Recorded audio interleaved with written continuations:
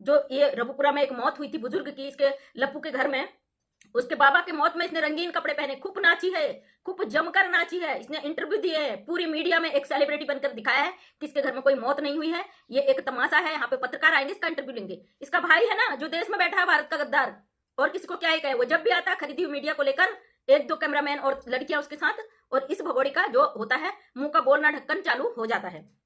आज इस भगोड़ी महिला ने ग्रीन कलर का सूट पहन के अपने मुल्क को संदेश दिया है, देखो शांति अमल है, मैंने हरा सूट पहन लिया, सब कुछ खत्म। और ये महिला कह रही है कि यहाँ पे बाढ़ जैसी स्थिति है, इंसान मर रहे हैं। दोस्तों आज बेहद बड़ी खुशी की खबर है और इस वीडियो के अंदर मैं आपको बताने जा रहा हूं, आप भी खुशी के मारे झूम उठोगे, क्योंकि दोस्तों आज इस वीडियो के अंदर मैं बात कर रहूंगा सीमा हैदर को सजा जो होने वाली है उसको लेकर। सुप्रीम कोर्ट का जो नोटिस पहुंचा है सीमा भगोड़ी के पास उसको लेकर, और आज मैं आपको गुलाम हैदर की भी अपडेट दूंगा कि वो अब कहां है। क्या गुलाम हैदर ने दूसरी शादी कर ली? क्या गुलाम हैदर अब बच्चे नहीं लेगा?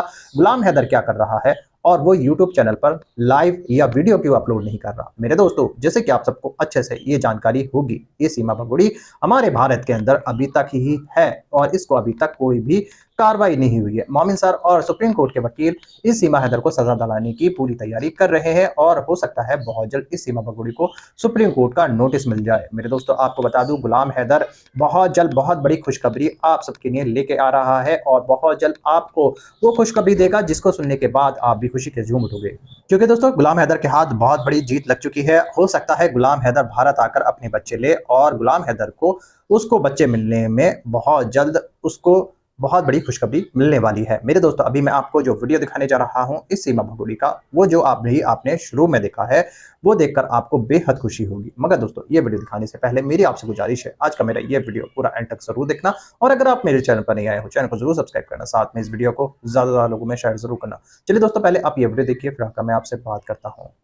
दोस्तों, हमारे देश में अवैध घुसपैठ करके आई गैर मुल्क की इलीगल औरत आज फिर से अपनी झूठ की जो दुकान है उसने ओपन कर दी। दुकान का उद्घाटन हो चुका है और आज इसके कुछ चीजों पर बात करने वाली हूँ।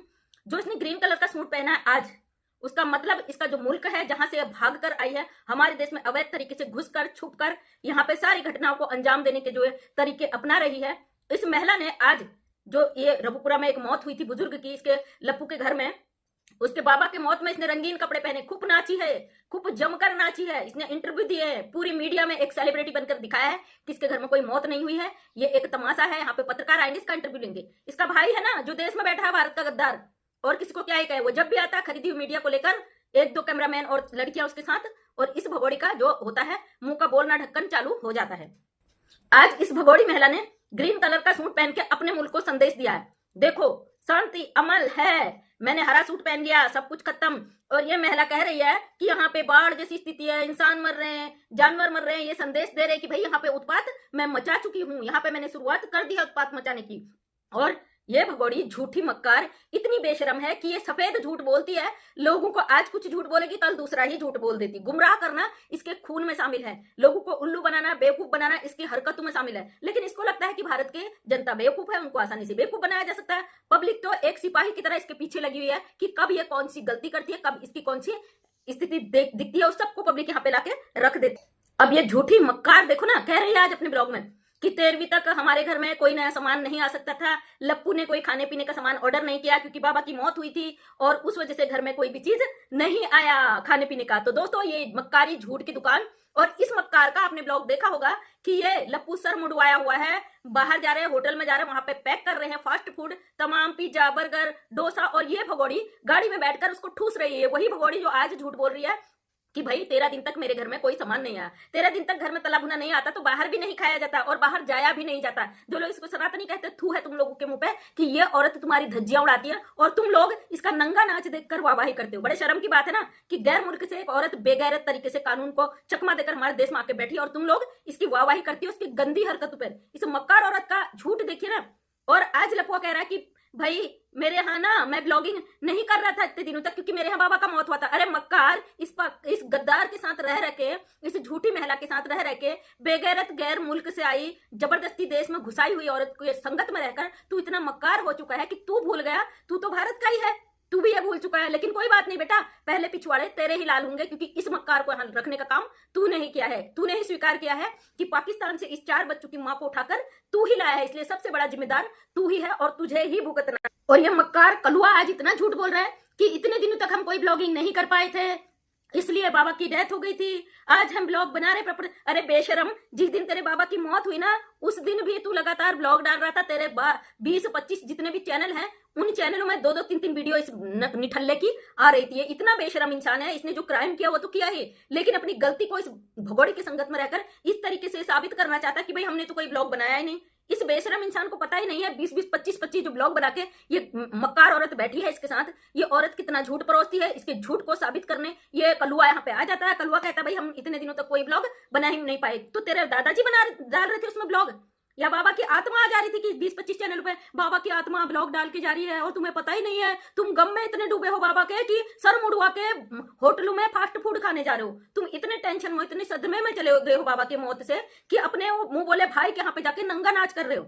अरे बेशर्म हो, सोशल मीडिया पे हो, झूठ कम कम बोलो। पब्लिक अगर गुस्सा गई तुम्हारा क्या हाल कर देगी तुम्हें खुद भी पता नहीं है। ये 2-2 रुपए में बिके हुए जो निठल्ले हैं, इनको दिखता नहीं है कितना सफेद झूठ परोसते हैं।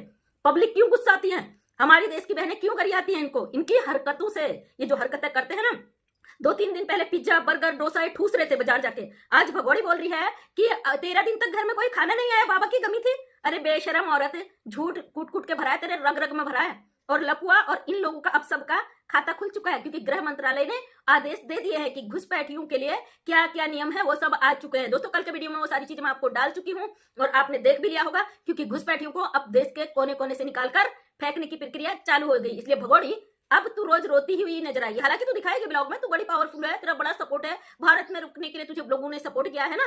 लेकिन कितना ही बड़ा हस्ती तेरे सपोर्ट में क्यों ना हो, हमारा जो गृह मंत्रालय, हमारा कानून, हमारा संविधान इजाजत दे देगा ना, दुनिया का कोई ताकत तेरे को रोक नहीं सकता है। और तेरा अंतिम रास्ता जेल ही है, ये तय है तेरे लिए। सबसे बड़े शर्म की बात तो यह है कि हमारे देश में बैठे चंद गद्दार, जो चंद टुकड़ों में ऐसे घुसपैठियों के हाथों बिक जाते हैं, अपने देश में रहकर अपने देश के खिलाफ ऐसे लोगों को यहाँ रखने का काम करते हैं। भारत सरकार को चाहिए ऐसे लोगों को चुन चुन कर एक किनारे करे, इनका पूरी कुंडली खंगाले, इनका हिसाब किताब बनाए, क्योंकि इन लोगों के ना तो चेहरे हैं ना कोई आइडेंटिटी है। लेकिन ये एक गलत फहमी में जीते हैं कि ये बिना चेहरे के आएंगे, बिना आइडेंटिटी के आएंगे, इनका कोई कुछ नहीं उखाड़ सकता। ये सोशल मीडिया है भाई, यहाँ पे गड़े हुए मुर्दे भी उखाड़कर उनका भी डीएनए और जो और भी रिपोर्टें होती है वो सारी निकालकर उसका असलियत ले आते हैं। जिंदा इंसान तो आईडी हो ना हो, उसका तो क्या क्या निकल जाएगा, है ना। कानून जिस पर अगर हावी हो जाता है उसको फिर कोई नहीं बचा सकता है। इस भगोड़ी के आने के बाद हमारे देश में निठल्ले, शराबी, नशेड़ी सब सीआईडी ऑफिसर बनकर बैठ गए। सब अपने अपने ज्ञान का दुकान खोल के बैठ गए। सबको लगता है मैं बड़ा हूं, मैं बड़ा हूं, मैं बड़ा हूं। सब अपने अपने तरीके से ज्ञान बांट रहे, लेकिन ज्ञान की दुकानें फ्री में खुल गई है ना। कोई बात नहीं, इसके साथ रहे भाई, क्यों आक्रामक होते हैं, क्यों गालियां देते हो। हालांकि मैं किसी को सुनती नहीं हूँ, जो मैं अपनी बहनों के चैनल पर सुनती हूँ कि आज उसने उसको गाली दी, आज उसने उसको गाली दी, आज उसने उसको गाली दी। मैं भी ताजुब करती हूँ भाई, यूट्यूब जब अच्छे अच्छे चैनलों को उड़ा दे रहा है तो ऐसे नशेड़ी गालीबाजों की गालियां सुनने के लिए यूट्यूब बड़ा मेहरबान है ना।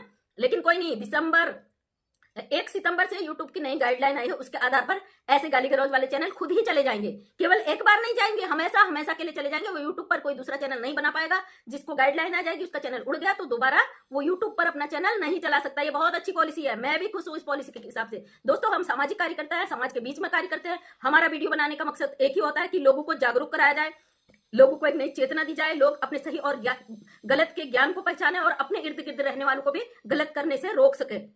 अगर आज हमने अपने देश में रहकर, अपने देश में छुपे हुए ऐसे घुसपैठियों के खिलाफ आवाज नहीं उठाई तो हमारा सोशल मीडिया पे काम करना गलत है। हम समाज के लिए काम करते हैं तो देश तो भाई, हम इस देश में पैदा होना हमारे लिए बहुत बड़े सम्मान की बात है। हमारा भारत देश हमारे लिए सर्वोपरि है। हम अपने देश पे आ रहे मुसीबतों के लिए हमेशा खड़े रहेंगे। बकाया कोई कुछ भी करे, हमें कोई लेना देना नहीं, क्योंकि सच के साथ खड़े थे, खड़े हैं, खड़े ही रहेंगे। गरियाने वाले कभी किसी को अच्छा नहीं दे सकते, क्योंकि उनको एक गॉड गिफ्ट मिला हुआ है कि गाली पूर्वजों के जमाने से मिली होती है विरासत में, इसको कोई छीन नहीं सकता। कहते ना, किसी के पास धन दौलत है, प्रॉपर्टी है, पैसा है, वो आप छीन लोगे, लेकिन जो इसके ऊपर संस्कार है उनको कोई नहीं छीन सकता। इसलिए अपने बच्चों को अच्छे संस्कार दीजिए, जिसे कोई छीन नहीं सकता, हड़प नहीं सकता, लूट नहीं सकता।